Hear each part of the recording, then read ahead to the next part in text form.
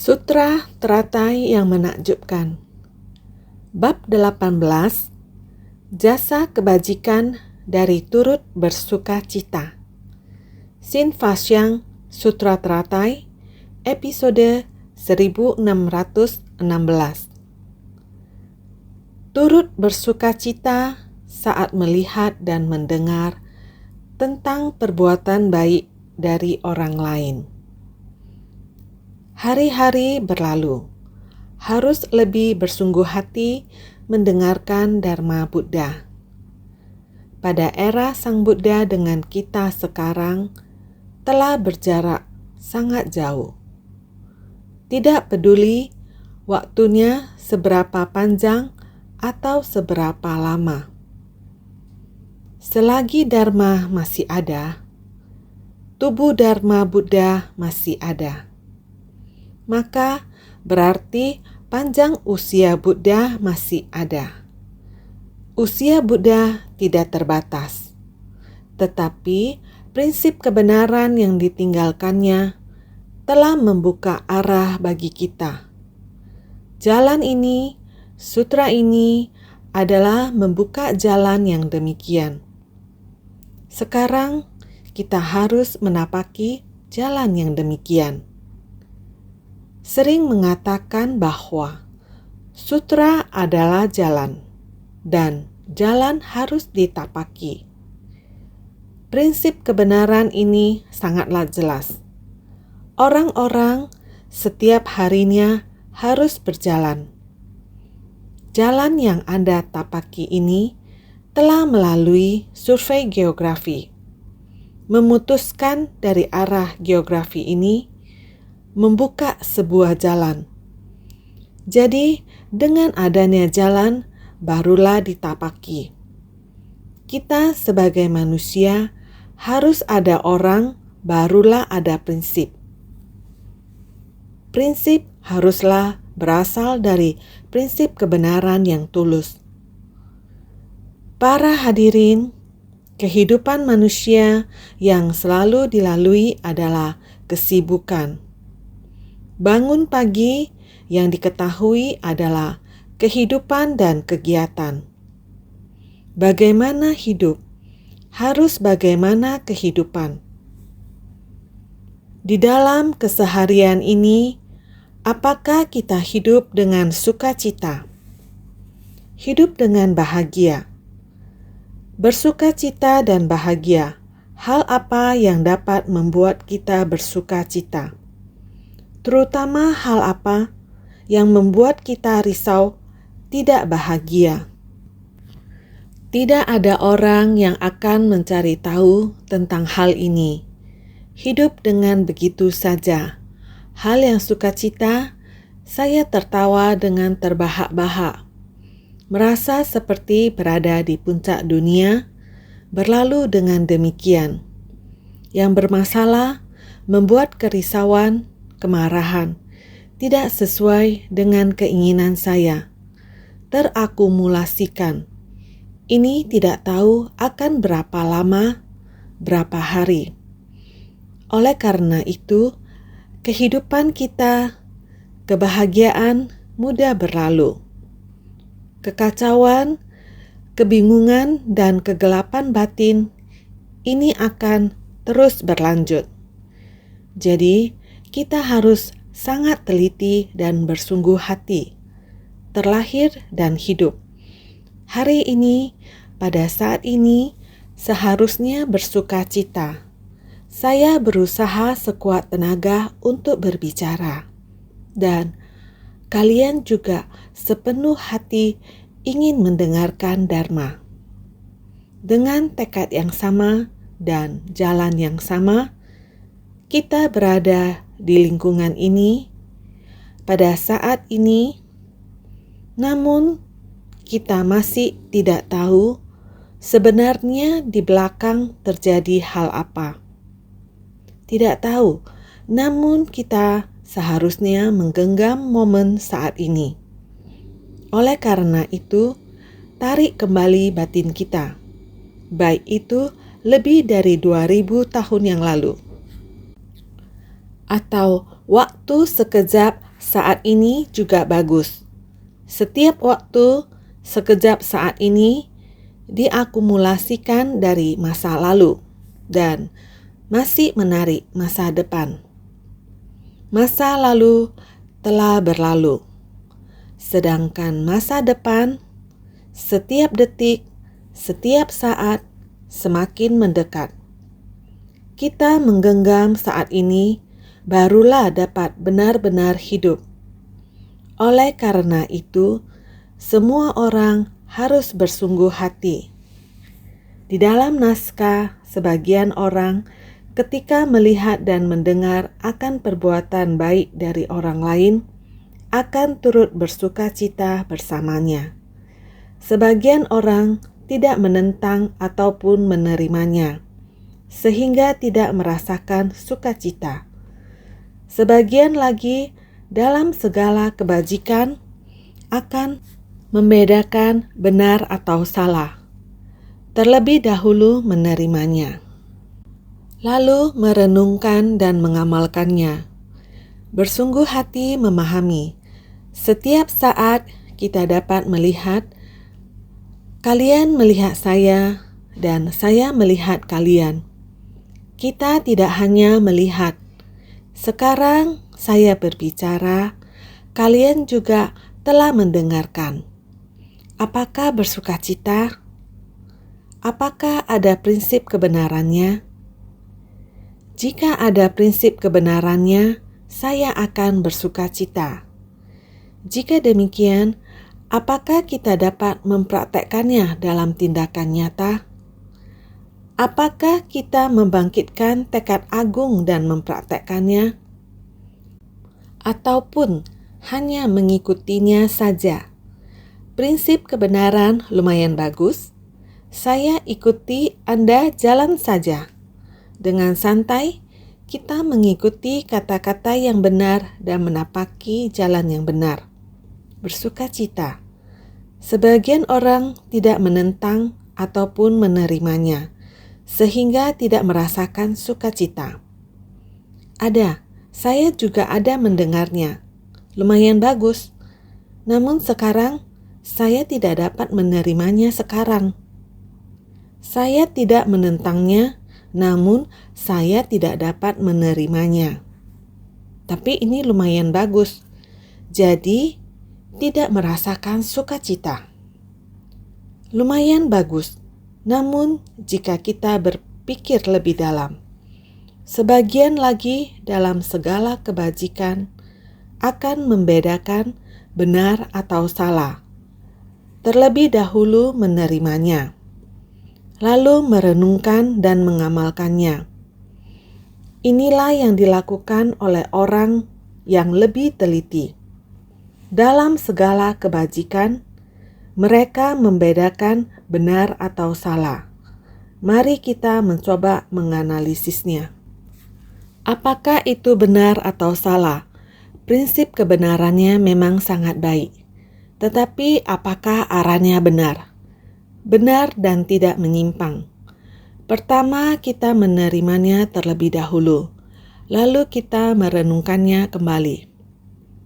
Setelah itu, jika saya merasa layak untuk bergabung, maka saya akan bergabung dengan sepenuh hati. Dalam naskah sutra di sini disebutkan ada 3 jenis orang. Yang pertama adalah sebagian orang ketika melihat dan mendengar akan perbuatan baik dari orang lain akan turut bersukacita bersamanya. Seperti itu sudah bagus. Tetapi yang lain akan berkata, seperti itu sudah bagus, namun mereka sama sekali tidak tertarik. Lalu bagaimana dengan jenis yang lain? Saya akan mencoba mendengarkannya dengan lebih jelas. Saya akan mencoba menganalisisnya terlebih dahulu. Saya akan mencoba untuk memahaminya dulu dan akan memahaminya dengan baik. Kemudian saya akan sungguh-sungguh merenungkannya. Ini adalah perenungan yang cermat, dengan ketulusan hati. Pada bab sebelumnya, Bodhisattva Maitreya di bab ke-17, sebelum bab ke-17, yaitu bab ke-16 dan seterusnya, Bodhisattva Maitreya mendengarkan dengan penuh perhatian. Dalam rangkaian bab ini, kita dapat melihat kehadiran Bodhisattva Maitreya. Terdapat Bodhisattva Maitreya memohon petunjuk dan Bodhisattva Maitreya menjawab pertanyaan. Hal ini karena Bodhisattva Maitreya akan menjadi penerus misi besar ini di masa depan, sehingga beliau sangat bersungguh-sungguh. Inilah yang ingin disampaikan di sini. Dalam bab sebelumnya, Bodhisattva Maitreya mendengar kalau Buddha mengatakan bahwa orang yang menerima, menegakkan, membaca, melafalkan, menjelaskan, dan menyalin sutra teratai ini berarti jasa kebajikannya sudah tak terhingga, melebihi membangunkan stupa atau mendirikan wihara sebagai persembahan pada Sangha. Saat tiba pada Sutra Lotus, Sang Buddha mulai mengajarkan bagaimana melanjutkan Dharma. Bukan hanya seperti yang dipikirkan banyak orang, bahwa dengan mempersembahkan kepada Buddha akan mendapatkan pahala kebajikan, atau memberikan persembahan kepada para biksu akan mendapatkan pahala kebajikan, atau dengan membangun stupa, kuil, itu sudah mendapatkan pahala kebajikan. Sekarang kita harus memulai lagi dan melihat kembali ke dalam diri kita menyalin. Sekarang Sang Buddha bersiap untuk memasuki parinirwana. Apa yang diucapkan Buddha hanya bisa didengar oleh semua orang. Dan setelah didengar, hilang tanpa jejak. Oleh karena itu, Sang Buddha meminta agar ajarannya dicatat. Namun pada masa itu belum ada kertas dan pena. Jadi orang harus mengingatnya dalam hati. Setiap orang harus menemukan cara untuk menerima, mengingat dan mencatat ajarannya dengan sederhana. Maka menerima, menegakkan, membaca dengan menghafal, simpan dalam hati. Orang zaman dulu belajar juga dengan cara penghafalan. Jika Anda sekarang meminta saya jalan dari ajaran besar dalam Lun Yu, Analek Konfusius, saat ini ada berbagai macam. Saya masih bisa mengingatnya. Ini karena saya menghafal untuk mengingatnya. Maka menghafal adalah sebuah metode. Oleh sebab itu, kita harus menerima, menegakkan, membaca, melafalkan, menjelaskan. Kamu harus menghafalnya sendiri. Jika ada orang yang tidak ingat lagi dan datang bertanya kepada kamu, kami harus memberitahukan kepada mereka, menjelaskan kepada mereka. Kita harus memahami prinsip-prinsip dengan jelas dan menjelaskan kepada mereka. Yang terpenting adalah menyalin sutra teratai ini. Jika kita melakukan demikian, maka pahala kebajikan kita tak terhingga. Di dunia internasional, bahkan juga insan suci Indonesia maupun Hong Kong, Singapura, ataupun Malaysia, semua orang tengah menyalin sutra. Yang mereka salin adalah sutra makna tanpa batas. Ini disebut menyalin sutra. Membaca dan melafalkan, karena sutra makna tanpa batas merupakan sumsum dari sutra teratai. Guru mengatakan demikian. Sutra teratai lebih panjang, maka mereka memilih untuk menyalin sutra makna tanpa batas. Sama saja, bahkan jika sutra makna tanpa batas dapat masuk ke dalam batin, maka jalan ini dapat terbuka lebar. Maka jalan ini dapat dibentangkan dengan rata, sehingga menerima, menegakkan, membaca, melafalkan, menjelaskan dan menyalin sutra teratai ini berarti jasa kebajikannya sudah tak terhingga. Pahala kebajikan yang demikian sudah tak terhingga. Bahkan melebihi membangunkan stupa atau mendirikan wihara. Jika membangun stupa, mendirikan wihara, dan menyalin sutra, kedua pahala kebajikan ini jika dibandingkan, pahala menyalin sutra lebih besar. Demikian disebutkan pada bab 17. Juga mendengar bahwa sekiranya orang ini dapat mempraktekkan 6 paramita secara bersamaan. Sebelumnya, orang-orang hanya berusaha memberi kebaikan pada diri sendiri. Beranggapan diri sendiri hanya perlu membina diri untuk menjauhi kerisauan. Bila tidak masuk ke tengah orang banyak, tentu tidak akan tercemar. Juga mendengar bahwa sekiranya orang ini dapat mempraktekkan 6 paramita secara bersamaan. Baik, jika kamu dapat menyalin sutra, juga dapat membangun stupa, membangun wihara, persembahan 4 jenis kebutuhan pokok, dan juga masih dapat menjalankan praktik 6 paramita dengan berbagai praktek. Jika bisa demikian, sebelumnya mengira bahwa hal-hal ini merupakan persembahan umat. Sebelumnya berpikir demikian. Semua ini merupakan umat yang membangun stupa untuk sangha. Ini juga merupakan praktek dana.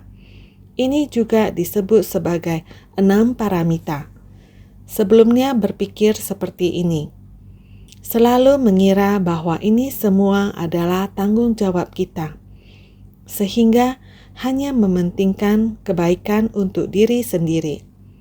Dengan mendengarkan dharma yang dibabarkan Buddha, sungguh-sungguh mendengarkan, sungguh-sungguh menjalankan sutra, sungguh-sungguh dalam meditasi, merenungkan ajaran dharma yang dibabarkan Buddha, mereka mengira semua ini sudah disebut bersungguh dalam pelatihan, mementingkan kebaikannya sendiri, beranggapan diri sendiri hanya perlu membina diri untuk menjauhi kerisauan. Melatih diri hanya beranggapan seperti ini saja. Menganggap juga kerisauan dilatih sendiri untuk dapat mencapai kesucian. Menjauhkan diri dari kerumunan masyarakat untuk tidak tercemari. Ini semua adalah 17 bab sebelumnya. Sehingga semuanya mari renungkan. Semuanya seperti ini, namun sekarang dimulai dari bab 17, perlahan-lahan mulai dibabarkan. Turut bersukacita atas perbuatan orang lain adalah faktor pendukung yang enteng sekali. Hanya melihat, mendengar, dan turut bersukacita atas perbuatan orang lain seperti ini. Seberapa banyakkah berkah yang akan diperoleh? Kita seperti ini begitu bersungguh-sungguh. Sang Buddha mengatakan demikian. Kami mendengarkan seperti demikian. Kami membina diri seperti demikian. Kami dapat menghindari hal yang tercemar di dunia. Kami membina diri untuk kebaikan kita sendiri. Sang Buddha di bab 17 mulai berkata, bab pembedaan jasa kebajikan. Mereka yang berlatih dan mereka yang berdana untuk memberi manfaat bagi diri mereka sendiri dan orang lain. Ajaran Dharma ini perlahan menemukan arahnya. Bab 17 membedakan pahala dan kebajikan. Kelihatannya sama persis, hampir sama, tetapi harus dibedakan dengan jelas. Jasa kebajikan apa yang merupakan jasa kebajikan besar? Jasa kebajikan apa yang merupakan jasa kebajikan kecil? Jasa kebajikan apa yang bermanfaat bagi orang lain? Jasa kebajikan apa yang hanya bermanfaat bagi diri sendiri? Bagaimana membedakan antara memberi manfaat kepada orang lain dan bermanfaat bagi diri sendiri? Sebelum bab 17, kita melihat bagaimana Sang Buddha perlahan-lahan menggunakan metode terampil untuk memberi pencerahan. Perlahan-lahan mereka dapat menerima ajaran Buddha dan mulai menyadari atau mengetahui bahwa seharusnya mereka memberi manfaat bagi orang lain, memberi manfaat bagi diri sendiri dan orang lain. Metode pengajaran Buddha adalah metode pengajaran secara bertahap yang diterapkan selama 42 tahun. Oleh karena itu, saat sampai di persamuan Sutra Teratai, tiba-tiba beliau mengubah arah pembahasan. Karena Buddha tahu bahwa waktu tidak menunggu siapapun, beliau mulai membabarkan Sutra Teratai saat beliau berusia 72 tahun. Waktu tidak menunggu siapapun. Oleh karena itu, beliau mengubah arah pembahasan. Beliau mulai menghargai dan menyanjung Dharma Agung dengan mulai membabarkan Sutra Teratai. Saat mulai membabarkan Sutra Teratai, beliau sangat hati-hati, memancarkan cahaya, menampakkan citra agung, dan lain sebagainya. Bab pendahuluan, bab metode terampil, bab perumpamaan, bab keyakinan dan pemahaman. Terus-menerus berlanjut tahap demi tahap. Bagaimana beliau menjelaskan panjang usia Tathagata kepada kita.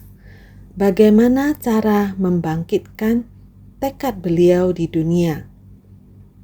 Berapa banyak makhluk yang sudah beliau bimbing dan sadarkan.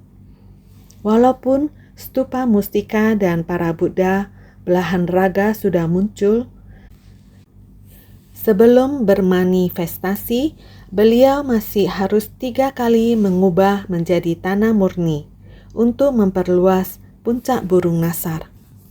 Berapa banyak para Buddha dari 10 penjuru, ditambah lagi para bodhisattva yang sudah disebutkan atau diperkenalkan. Mereka semua adalah para bodhisattva yang memimpin para hadirin datang ke puncak burung nasar. Hal ini terus berlanjut sampai Maitreya menjadi sangat penasaran. Bagaimana para bodhisattva ini mencapai tujuan mereka? Murid siapakah mereka? Sang Buddha berkata, mereka adalah murid-muridku. Maitreya membalas, bagaimana kami dapat mempercayai hal ini? Sejak kamu mencapai kebudaan, baru sekitar 40 tahun berlalu. Para bodhisattva ini tidak dapat dibandingkan dan dihitung. Masing-masing dari mereka memiliki pengalaman yang mendalam. Jadi, Sang Buddha mulai berbicara tentang bagaimana ini merupakan proses akumulasi. Waktu dari kehidupan ke kehidupan dan seterusnya. Singkat kata, kebijaksanaan Sang Buddha meningkat selangkah demi selangkah, dan beliau begitu bersemangat untuk bersikap baik, sehingga para muridnya tidak dapat menerimanya. Dokter ingin menyembuhkan penyakitnya, tetapi anak yang begitu dekat dengannya masih bingung. Ada obat yang bagus di dalamnya, tetapi dia menolak meminumnya. Raja medis menemui dokter di tempat itu, tetapi dia menolak untuk menerimanya. Ayah yang merupakan seorang dokter yang baik begitu dekat, namun anehnya jauh memiliki obat-obatan.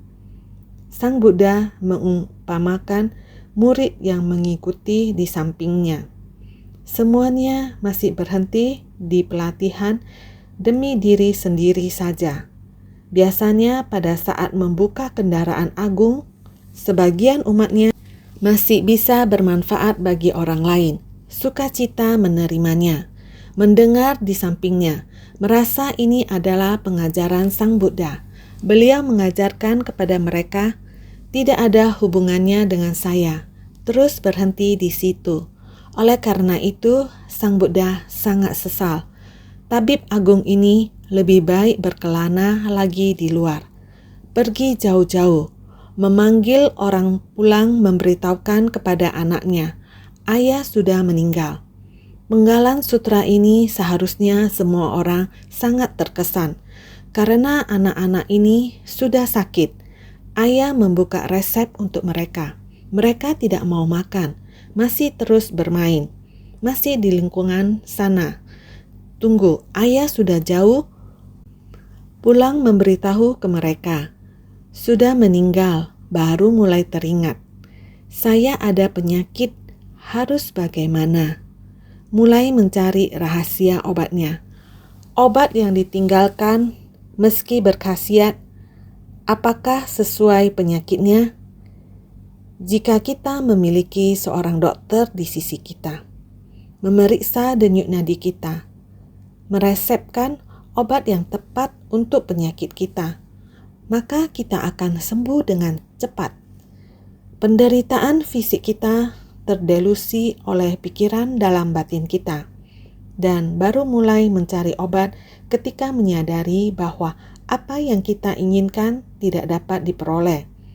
Kita mungkin telah mengkonsumsi obat yang salah, sekedar minum, sekedar mengobati. Namun tetap saja kita akan menjadi diri kita yang lama. Pasien tetap menjadi pasien. Orang yang merawat pasien pun tidak tahu apa yang sedang mereka hadapi. Mereka berpikir, pokoknya obat, jadi sekedar diminum saja. Hal ini sungguh sangat menyedihkan. Hadirin sekalian, kita harus menghargai setiap waktu yang kita miliki. Saat ini kita menghargai kehidupan. Padahal di masa mendatang yang abadi adalah kebijaksanaan. Ingatan kita, hal-hal yang baik, hal-hal yang perlu dilakukan dan dipelajari, harus diukir dalam hati kita, menjadi arah hidup kita. Jika kita tidak memiliki arah hidup sendiri, tidak mau membuka jalan, tidak mau menapaki jalan, kita pasti akan menemui jalan buntu. Semua orang harus mengingatkan diri mereka sendiri. Karena itu di tempat ini, turut bersukacita atas perbuatan orang lain seperti ini. Kita hendaknya melihat apa yang dilakukan orang lain dan berkata, alangkah baiknya ia melakukan hal yang baik. Ini bagus sekali. Orang seperti ini turut bersukacita melihat orang lain berbuat baik dan turut bersukacita dalam mendukung mereka. Kamu meminta bantuan saya. Baik, saya akan membantu kamu berbuat baik. Tentu saja ini sangat baik, namun tidak banyak yang kita lakukan. Kita hanya menawarkan bantuan kecil, hanya melihat, mendengar, dan turut bersukacita atas perbuatan orang lain seperti ini. Ketika kita melihat dan mendengar tentang perbuatan baik yang dilakukan orang lain, kita berkata, sangat bagus, saya akan membantunya. Ini dinamakan turut bersukacita atas perbuatan orang lain seperti ini. Kita membantu orang lain untuk mengatasi kesulitan. Berapa banyak berkah yang akan diperoleh orang seperti ini. Inilah yang mulai ditanyakan oleh Bodhisattva Maitreya ketika ia meminta Buddha untuk menjelaskan Dharma kembali. Setelah bab pembedaan jasa kebajikan, apa lagi selanjutnya? Apakah turut bersukacita juga ada jasa kebajikan yang besar? Sebenarnya turut bersukacita lebih baik daripada menilai orang lain. Dengan turut bersukacita, kita memuji mereka, dengan tidak menentang perbuatan baik mereka, dan dengan membantu mereka, ini sudah sangat baik. Namun, Sang Buddha memiliki penjelasannya sendiri. Sebelumnya, membedakan jasa kebajikan daripada menegakkan sutra ini. Disebutkan kalau orang yang dapat menegakkan sutra dan mempraktekkan dharma, terlebih lagi kalau dapat mempraktekkan 6 paramita secara bersamaan, itu sudah sangat istimewa. Namun demikian masih belum yang paling akhir. Sehingga sebelumnya dikatakan membedakan jasa kebajikan daripada menegakkan sutra ini adalah orang yang dapat menegakkan sutra dan mempraktekkan dharma. Menegakkan sutra ini yaitu mempraktekkan dharma. Terlebih lagi kalau dapat mempraktekkan 6 paramita secara bersamaan. Mempraktekkan dharma adalah duduk pada tempat tersebut. Anda melakukan hal baik, sungguh baik. Anda ingin membantu saya membuka pintu. Baik, saya membantu Anda membukanya agar Anda bisa melewatinya. Masih banyak barang yang belum dipindahkan. Mari, saya bantu Anda memindahkannya. Yang sama dengan demikian adalah turut bersuka cita.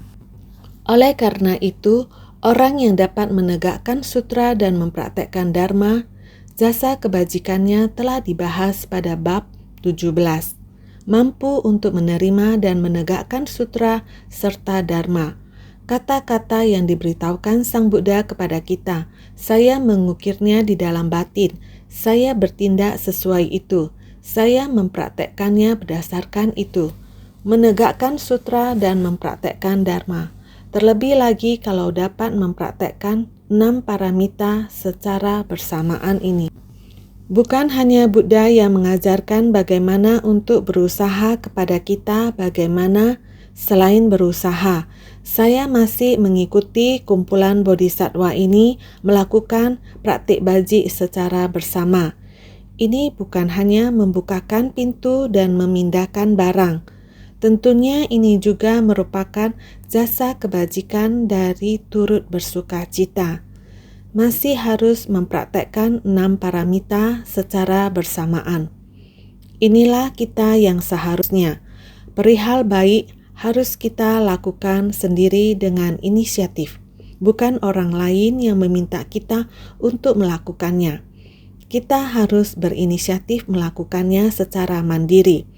Jika mampu untuk berbuat demikian, itu sudah sangat istimewa. Namun demikian masih belum yang paling akhir. Ini masih memerlukan jalinan jodoh, masih memerlukan dukungan orang lain. Metode ini dibahas pada bab jasa kebajikan dari turut bersuka cita. Dengan sebersit pikiran dari turut bersuka cita. Dalam bab ini, dengan sebersit pikiran dari turut bersuka cita, melihat orang lain berbuat, diri sendiri juga berbuat. Dengan membandingkan dan mengukur jasa kebajikan dari turut bersuka cita, barulah dapat mencapai tahapan yang paling akhir. Baru saja kita katakan, saya melihat begini, saya pertimbangkan lagi, saya pikir-pikir lagi. Biarpun saya setuju, tetapi saya tidak berpikir untuk bersama Anda. Saya setuju, menyuruh saya untuk bergabung, saya perlu pertimbangkan lagi. Masih belum mempraktekkannya dalam tindakan nyata, maka selanjutnya bab ini dengan sebersit pikiran dari turut bersuka cita, melihat orang lain berbuat, diri sendiri juga berbuat. Dengan membandingkan dan mengukur jasa kebajikan dari turut bersuka cita, mulai sekarang, jika saya melihat orang lain berbuat, saya dengan sendirinya akan berbuat bersama dia. Dia berbuat, saya berbuat. Setelah berbuat, kami merasa penuh sukacita. Orang ceci bukankah seperti ini? Orang ceci mengerjakan hal-hal ceci. Mengerjakan hal-hal seperti apa? Kita semua mengerjakannya. Sangat capek kan? Tidak, sangat bahagia. Ikut bersukacita melakukannya. Sangat bahagia. Kami begitu banyak orang sangat bahagia. Maka harus demikian baru bisa dikatakan, barulah dapat mencapai tahapan yang paling akhir. Hal ini diri sendiri berbuat, mengajarkan orang lain berbuat, melihat orang lain berbuat, turut bersuka cita. Semua hal ini ada pahala ringan dan beratnya. Jangan berkata melihat orang lain berbuat, kamu tidak bisa melakukannya. Lalu di tempat itu hanya berkomentar sinis. Jika kamu tidak bisa mengerjakannya, kamu juga tidak perlu memuji orang lain. Juga tidak perlu menggunjing orang lain. Namun, ada yang melihat orang lain berbuat, mendengar orang lain berbuat dengan sukacita. Tidak ingin seperti ini, tidak masalah, jangan mengganggu orang. Dengan demikian sudah benar. Juga dalam bab sebelumnya disebutkan langsung tentang turut bersukacita, namun hanya mengambil contoh tentang orang-orangnya. Dalam bab ini barulah menjelaskan tentang jasa kebajikannya, menunjukkan jasa kebajikan dari sebersih pikiran turut bersukacita. Karena bab sebelumnya adalah demikian, bab ini juga seperti ini. Apalagi orang yang menerima, menegakkan, membaca, dan melafalkannya. Jadi dalam bab sebelumnya disebutkan langsung tentang turut bersukacita, namun hanya mengambil contoh tentang orang-orangnya. Dalam bab ini barulah menjelaskan tentang jasa kebajikannya, menunjukkan jasa kebajikan dari sebersih pikiran turut bersukacita. Sebelumnya dalam bab 17 mengatakan, jika Anda melakukan ini, Anda memiliki jasa kebajikan ini. Anda melakukan itu, Anda memiliki jasa kebajikan demikian. Orang yang dipilih oleh Buddha secara acak membahas tentang perbuatan apa akan mendapatkan jasa kebajikan tertentu. Pada saat ini di tempat ini, Buddha mulai membahas jasa kebajikan, menunjukkan jasa kebajikan dari sebersih pikiran turut bersuka cita. Anda bisa memuji orang. Jika niat pikiran Anda tidak tulus, Anda tidak akan bisa melakukannya. Melihat orang melakukan, mendengar orang melakukan, kita ingin membantu dia melakukannya. Dengan sendirinya kita akan bersukacita melakukannya. Jasa kebajikan ini harus berasal dari sebersih niat pikiran, karena bab sebelumnya adalah demikian. Bab ini juga seperti ini. Apalagi orang yang menerima, menegakkan, membaca, dan melafalkannya. Apalagi sutra telah terukir di dalam batin kita dan mempraktekkan dalam tindakan nyata, memberi manfaat bagi diri sendiri. Sekarang kita ada kemajuan, dapat bertoleransi kepada orang lain. Tentu saja ini adalah kemajuan. Turut adalah tanpa ada niat sebelumnya, melainkan menemukannya tanpa disengaja dan mengikuti perbuatan baik yang didengar. Sukacita adalah bukan hanya ditunjukkan di wajah, melainkan menerima dengan sukacita dan meyakini dengan tulus. Turut adalah tanpa ada niat sebelumnya, tidak merasakan. Dia melakukan dengan baik, saya akan bergabung dengan dia. Tidak memiliki pemikiran demikian, melainkan menemukannya tanpa disengaja dan mengikuti perbuatan baik yang didengar, yaitu mengikuti orang. Melihat orang melakukan ini, dia melakukan hal yang baik. Baik, saya memuji Anda baik. Jadi, sukacita adalah bukan hanya ditunjukkan di wajah. Ini adalah kebahagiaan yang tulus dan kekaguman yang tulus. Ini kita mulai memuji dia. Kita melihat dia melakukannya dengan baik. Sikap kita juga sangat tulus untuk memberi perhatian dan memuji dia. Kita tidak seharusnya berkata, orang berkata, orang ini sangat baik. Ini adalah urusan dia sendiri. Bagus untuknya. Meskipun dia tidak membantah tetapi dia kekurangan sukacita. Jadi, dengan sukacita kita berkata, "Serius, Anda telah melakukan ini dengan sangat baik. Bagaimana Anda melakukan ini? Ini sangat benar. Saya memuji Anda dengan sukacita." Meyakini dengan tulus, "Saya dengan sangat tulus mengagumi Anda." Ini disebut turut bersukacita. Jasa adalah kemana akumulasi daripada tindakan menuju, adalah jasa dari turut bersukacita atas niat kebajikan.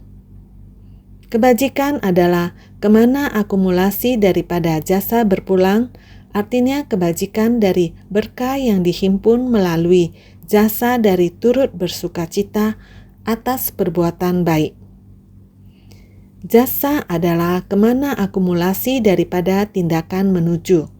Saya awalnya tidak hanya mendengar sukacita dan melihat sukacita, saya juga harus aktif dan melakukannya. Tidak peduli apakah saya melakukannya sendiri atau mengikuti orang dalam segala hal yang saya lakukan. Saya melangkah maju, berbicara dengan tubuh, ucapan, dan pikiran. Saya sudah memiliki niat baik ini, jadi saya harus melibatkan diri untuk melakukannya. Oleh karena itu, kemana akumulasi daripada tindakan menuju, bukan hanya sekedar berkata, tetapi mempraktekkan dalam tindakan nyata dan dalam jangka waktu yang panjang. Terus mengakumulasinya seperti ini dan terus menjalankannya seperti ini. Melangkah kaki depan, meletakkan kaki belakang. Maju selangkah demi selangkah. Dengan begini dapat melangkah jauh. Ini disebut turut bersukacita atas niat kebajikan. Kebajikan adalah kemana akumulasi daripada jasa berpulang. Segala hal semuanya dapat dilakukan. Segala jerih payah dan pahala semuanya ada, sendiri tidak peduli, semua diperoleh diri sendiri. Hal mana yang kita sendiri lakukan dan tidak diperoleh oleh diri sendiri. Melakukan kejahatan mendapat akibat buruk. Melakukan kebajikan mendapat akibat baik. Ini semua adalah hasil dari akumulasi diri sendiri. Oleh karena itu, kemana akumulasi daripada jasa berpulang? Bagaimana menciptakan karma baik dan buruk? Bagaimana hubungan antar manusia terbentuk?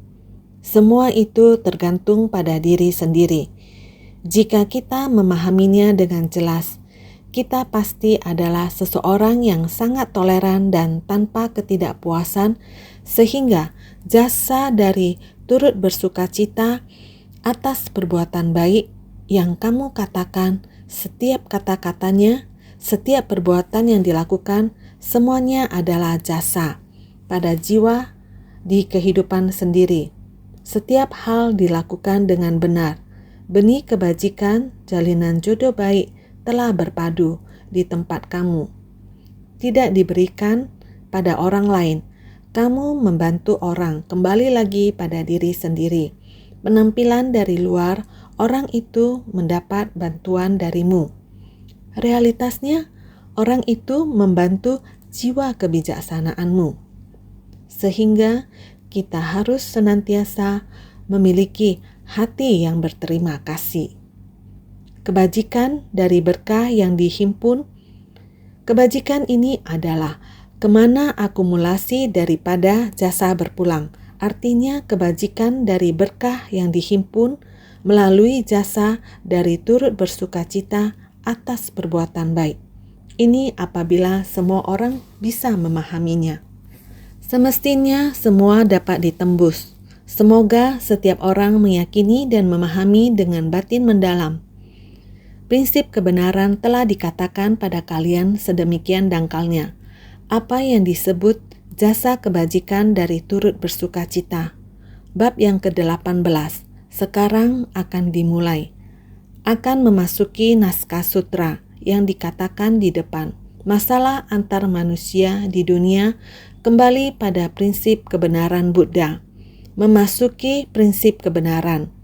Setiap saat kita lebih akan berpadu dengan masalah, sehingga semua harus senantiasa lebih bersungguh hati.